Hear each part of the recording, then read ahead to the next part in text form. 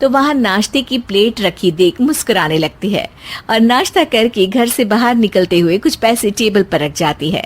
जिसकी कुछ देर बाद सिलेंडर वाला घर आता है।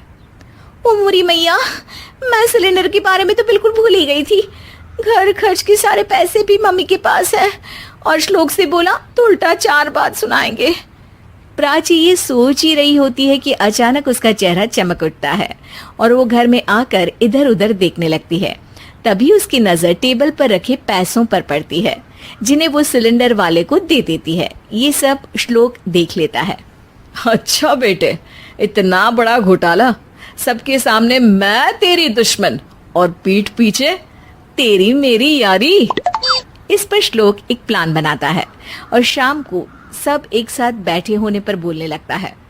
माँ, तुम दोनों की बहुत लड़ाई होती है, इसलिए मैं सोच रहा हूँ कि प्राची को उसके घर छोड़ाऊं।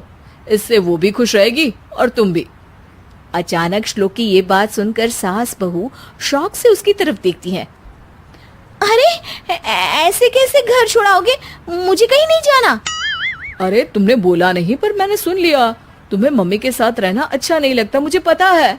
अरे वो अरे, जब बहू खुद कुछ काम बोले तो वो तुझे सुनता नहीं, और अब जो इसने बोला ही नहीं वो तू समझ गया।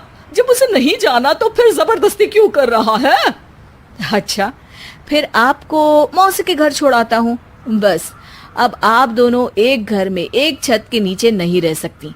मैं इस टॉम एंड जेरी की जोड़ी को और नहीं झेल सकता। है? ऐसे कैसे नहीं रह सकते?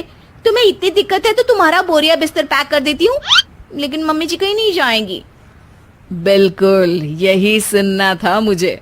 अगर दोनों में इतना ही प्यार है फिर हर वक्त ये लड़ाई का नाटक क्यों करती हो? देखा मैंने कैसे माँ किचन में दूध रखती है और तुम उनके लिए कमरे में नाश्ता रखती हो, और कैसे वो पहले ही तुम्हारी दिक्कत समझकर घर में पैसे रखकर बाहर जाती है। अरे भाई, इतना ड्रामा तो डेली सोप में भी नहीं होता जितना तुम दोनों ने इस घर में फैलाया हुआ है। तू हमें टॉम एंड जेरी बोलता है ना, तो याद कर वो दोनों भी एक दूसरे को बाहर वालों की बुरी नजर से बचाने के लिए हमेशा सबके सामने लड़ते थे, लेकिन अकेले में दिक्कत के समय मदद भी तो करते थे। बस हमारा रिश्ता भी कुछ ऐसा ही है।